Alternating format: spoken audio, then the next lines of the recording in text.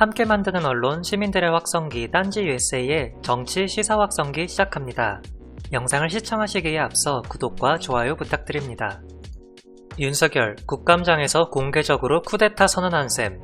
나는 법무부 장관의 부하가 아니다. 이 말은 대한민국 법무부의 지휘 체계를 받아들이지 못하겠다는 말이다. 검찰청은 분명 법무부 산하 1개 기관이며 그 산하 기관장은 당연히 상급 기관장의 지휘를 받아야 함에도 이를 부인한 것은 법무부 장관에 대한 도전이며 동시에 법무부 장관을 임명한 임명권자에 대한 도전이다. 수사지휘권에 대한 불만 역시 마찬가지이다. 나는 수사 독립권을 가지고 있다. 수사 독립권은 국민을 위해 쓰라고 준 권한이다. 검사를 위해 수사권을 독립시켜 준 것이 아니라 바로 주권자인 국민을 위해 사용하라고 준 거란 말이다. 수사권 독립의 목적도 모르는 사람이 검찰청장이라는 사람이다. 대한민국은 민주공화국이다. 공화국의 모든 주권은 국민에게 있다. 국민이 뽑은 적 없고 국민이 맡긴 적 없는 권한을 마치 국민에게서 받은 것처럼 오판하는 지능은 구수 끝에 합격한 것이 이상할 정도이다. 윤석열은 민주적 가치를 눈꼽만큼도 모르는 사람이다. 사람에게 충성하지 않는다는 그의 말은 곱씹어보면 국민에게도 충성을 하지 않겠다는 말이다. 내 임기는 국민들과의 약속이다. 국민은 윤석열의 임기에 동의한 적이 없다. 한시라도 빨리 내려오길 바라는 쪽이 국민이다. 이럴진데 윤석열이 말하는 국민은 대체 어느 나라 국민이란 말인가? 윤석열은 자신을 선출직으로 착각하지 말길 바란다.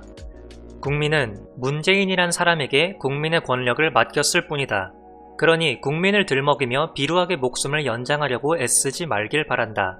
결과는 이미 나왔는데 그럴수록 모양새만 사나워질 뿐이다. 이상 박연숙 선생님의 목소리였습니다. 이어서 데브퀘스트 대표 박지훈 선생님의 목소리 전해드립니다. 윤석열의 정계 진출 가능성에 대한 이야기.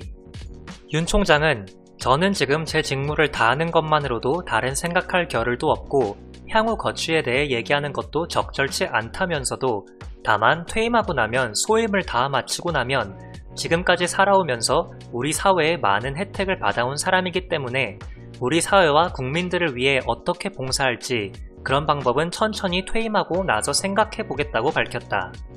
김 의원이 그런 방법에는 정치도 들어가냐고 묻자 윤 총장은 글쎄 그건 제가 말씀드리기 어렵다며 부정하지 않았다. 윤석열이 언감생심 정치를 꿈꾸는 것은 어제 오늘 일이 아니다. 변수도 아니고 상수라고 할 수 있다. 그런데 윤석열이 과연 정치판에서 의미 있는 자리를 잡을 수 있을까? 윤석열과 그를 부추기는 수구 언론들이 간과하고 있는 치명적인 한계가 윤석열에게 있는데 그것은 윤석열의 이슈 주도력은 오직 대통령이 하사한 검찰청장이라는 직책에서만 나온다는 것이다.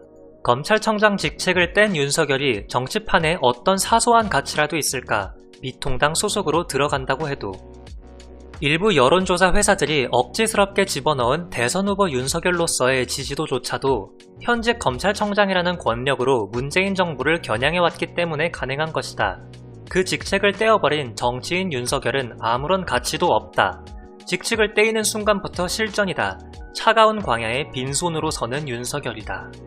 게다가 윤석열은 물러날 시기를 놓치고 계속 버팀으로써 스스로 퇴임 후 자신이 가질 수 있는 검찰이라는 배후 권력을 잘라내는 지극히 미련한 짓거리를 했다.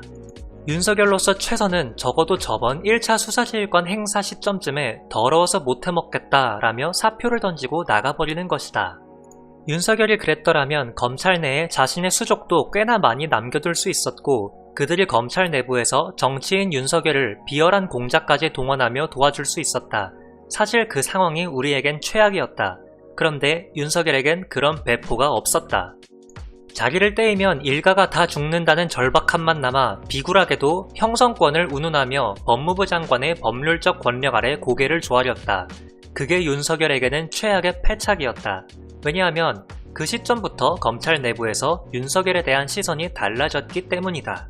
한때 윤석열을 지지했던 검사들 상당수는 그 1차 수사지휘권 행사 당시 윤석열이 과감하게 사표를 던지고 정권에 저항하는 모습을 보여주길 바랬다.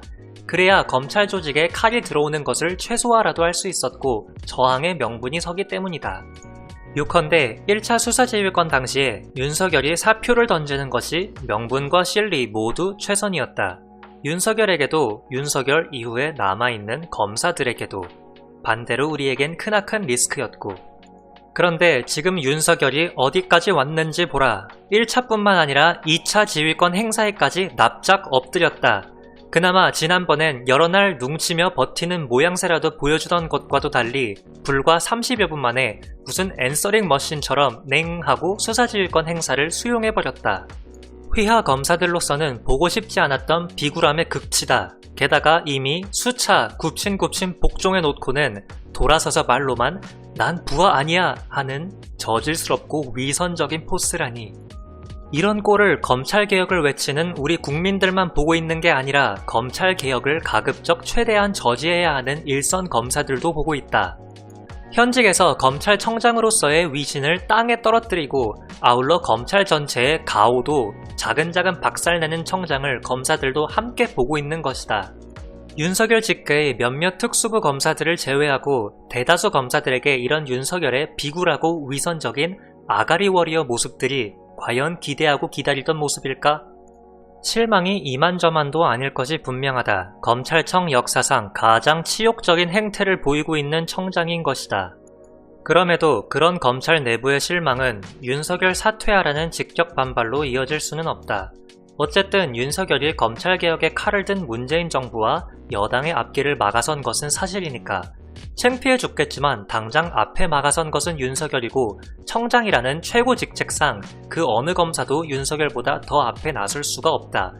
윤석열의 망발을 차단할 방법이 없는 것이다. 그러니 윤석열에 대한 실망감과 굴욕감이 이만저만이 아니더라도 윤석열을 대놓고 뭐라 할 수가 없다. 이런 관점에서 보면 그나마 어제 사직서 던진 박순철이 꽤나 대단한 셈이다. 입장문에서 우회적이나마 명백하게 윤석열도 자신과 함께 사퇴해야 한다는 의사를 밝히지 않았는가. 하지만 결국 이런 검사들의 이러지도 저러지도 못하는 우왕좌왕 스탠스가 검찰개혁 자체를 막아서지 못하는 족쇄가 된다. 검찰개혁에 대해 검사들이 할 수 있었던 집단 반발을 윤석열 때문에 못하게 된 것이다. 다른 한편으로 감찰 및 수사 결과에 따라 전직 청장으로서 치부가 드러나는 것과 현직 청장 자리에서 버티면서 치부가 드러나는 것은 완전히 차원이 다르다.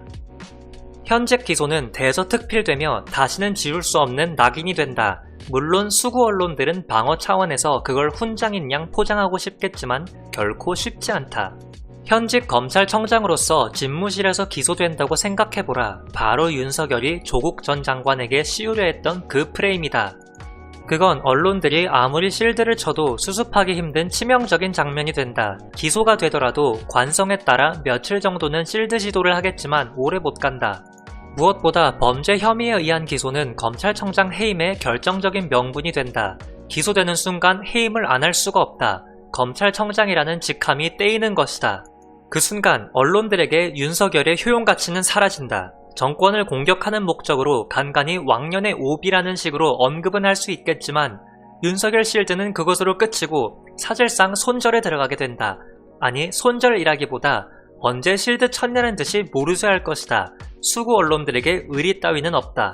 그러니 장기적 관점에서 우리에게 가장 좋은 시나리오가 바로 윤석열이 감찰과 수사의 결과로 현직에서 끌려 내려오는 것이다. 그래야만 후폭풍이 최소화된다. 검찰개혁 완성도 매우 쉬워진다. 윤석열이 수사지휘권 행사 시에 스스로 내려갔더라면 그의 타격은 최소화되고 그나마 정권의 희생양 코스프레를 할 수 있었다. 기소되고 구속까지 되더라도 전직이라는 위치이면 그로 인한 가치 상실은 최소화되고 상대적으로 정치적 공격이라는 항변은 얼마라도 먹힐 수 있었다. 하지만 이제 윤석열은 사표를 던질 명분마저 스스로 폐기했다. 그야말로 배수진이다. 윤석열의 배수진이 대단한 것처럼 보일지도 모르겠지만 승산이 조금이라도 있을 때의 배수진과 전혀 없을 때의 배수진은 완전히 다른 것이다. 승산 없는 싸움에 배수진을 치면 죽음밖에 남는 것이 없다.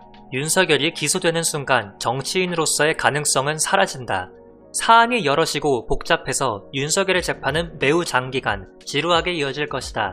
그 장기간의 재판이 끝나고 나면 수감이 기다릴 것이고 정말 만에 하나 윤석열이 수감조차 되지 않는다고 해도 그에게 남는 것이 없다.